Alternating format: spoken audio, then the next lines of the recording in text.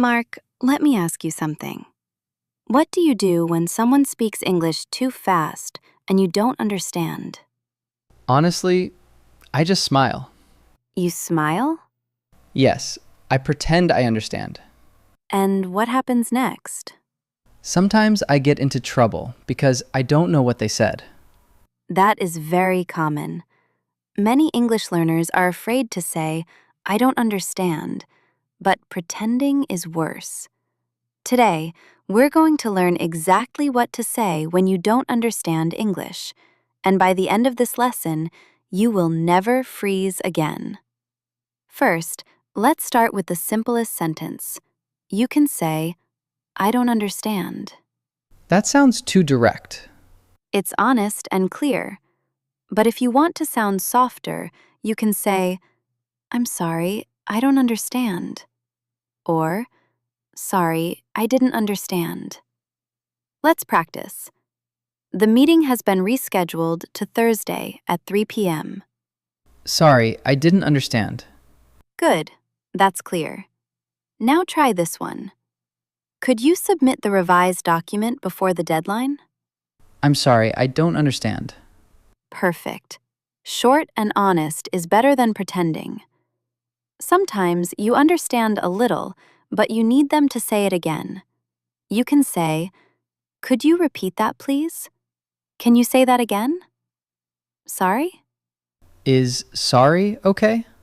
Yes, in informal conversation. Let's practice. I'll pick you up at 7:15. Sorry, could you repeat that? Very good. Now try a more polite version. Could you say that again, please? Excellent. That sounds very natural. The key is confidence. You are not weak because you ask. You are responsible. Mark, sometimes the problem is not vocabulary, it's speed. What do you do when someone speaks too fast? I panic. Instead of panicking, say this. Could you speak more slowly, please? Can you slow down a little? I'm still learning English. Let's practice. So basically, what we're going to do is analyze the report and finalize everything by tomorrow. Sorry, could you speak more slowly, please? Excellent. Now try another one. Can you slow down a little? I'm still learning English. Very good. That sounds honest and confident. Remember, you control the speed of the conversation. Sometimes you understand most of the sentence, but one word is confusing. You don't need to say, I don't understand everything. You can ask about the word. For example, what does that mean? What does deadline mean? What is a proposal? Let's practice. We need to submit the proposal before the deadline. Sorry, what does proposal mean? Perfect. Another example. Let's reschedule the meeting. What does reschedule mean? Excellent. Now you're not stuck. You're clarifying. Now this is very powerful. Sometimes you think you understand, but you want to confirm. You can say, so you mean, do you mean, let me check if I understand. Let's practice. Please send the email before 5 p.m. So you mean I should send it today before 5 p.m.? Yes, exactly. Very professional. Another example. We'll meet next Friday. Do you mean this Friday or next week? Perfect. Clarifying avoids mistakes. Mark, sometimes you understand part of the sentence, but not everything. What do you do? Usually I stay quiet and hope I understand enough. That can be risky. Instead, you can say, I understand a little, but could you explain more? I'm not sure I understand completely. Could you explain that in a different way? Let's practice. We need to optimize the system before deployment. I understand a little, but could you explain more? Excellent. Now try this one. The budget needs to be adjusted according to the forecast. I'm not sure I understand completely. Could you explain that in a different way? Perfect. That sounds very natural. You don't need to understand 100% immediately. You just need to ask. Let's talk about something important. Why do learners pretend to understand? Because we're embarrassed. Yes, but pretending creates bigger problems. Imagine this. Can you send that file to the client before noon? Yes, but he didn't understand. Later, Why didn't you send the file? I didn't understand what you said. That's worse. Instead, say, sorry, I didn't catch that. Could you repeat the last part? Let's practice. Please confirm the reservation by tomorrow morning. Sorry, I didn't catch the last part. Could you repeat it? Very good. Being honest builds trust. Now, imagine you didn't understand at first, but after they explain, you understand. What can you say? Maybe, okay? Better options. Oh, I see. Ah, got it. That makes sense.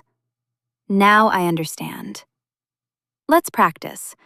When I said deadline, I meant the final date to submit something. Oh, I see. Now I understand. Excellent. Another example. Reschedule means to change the time or date. Ah, got it. That makes sense. Perfect. These small reactions show you are engaged. Mark, now let's simulate a real situation. I will speak a little fast. If you don't understand, respond naturally. Ready? I'm ready. We need to finalize the schedule and confirm the participants before Thursday afternoon. We need to finalize the schedule and confirm the participants before Thursday afternoon. Good. I'll repeat it slowly. We need to finalize the schedule and confirm the participants before Thursday afternoon. So you mean we must confirm everyone before Thursday? Yes, exactly. Excellent. Now another one. Make sure the invoice is attached to the email before sending it. Sorry, I didn't catch that. Could you repeat the last part? Very good. Notice something. You didn't freeze. You didn't pretend. You controlled the situation. Phone calls are harder because you can't see facial expressions. What if you miss something on the phone? That happens a lot. You can say, "The connection is not very clear. Could you repeat that, please?"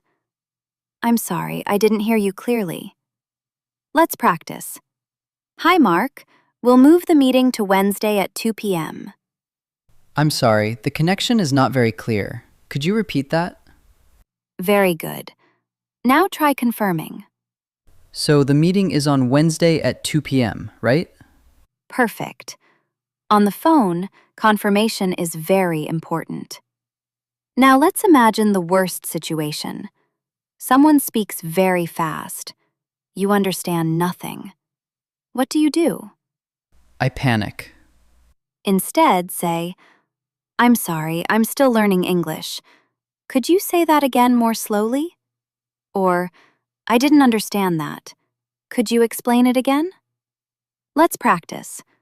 We'll coordinate the logistics and ensure everything is aligned before launch. I'm sorry, I didn't understand that. Could you explain it again more slowly? Excellent. That sounds confident, not weak. Remember, asking for help is strength. Pretending is weakness. I feel more confident now. Good, because now you have the tools. Mark, let's compare two situations. First, the old version, before today's lesson. Ready? Could you submit the updated document before Friday afternoon? Yes. Did you understand? Not really. But you said yes. Yes. I was embarrassed. And that creates problems. Now let's try the new version. Could you submit the updated document before Friday afternoon? Sorry, could you repeat that more slowly? Of course. Please send the updated document before Friday afternoon. So you mean I should send it before Friday at 5 p.m., right? Yes, exactly. Got it. I'll send it before Friday afternoon. See the difference? Yes, this time I understood clearly. And you felt confident, right? Yes, much more confident. Now let's do a quick challenge. I'll speak quickly. You respond naturally. Ready? Ready. We need to coordinate with the supplier before confirming the order. Sorry, I didn't catch that. Could you repeat it more slowly? Very good. Next one. The meeting has been postponed due to scheduling conflicts. I'm not sure I understand completely. What does postponed mean? Excellent question. Postponed means moved to a later time. Oh, I see. That makes sense. Perfect. You are now reacting naturally.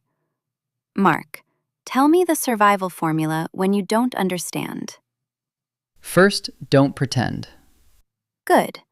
And then? Ask them to repeat or speak more slowly. Excellent. What else? Ask about specific words. Perfect. And if I finally understand? Say, oh, I see, or that makes sense.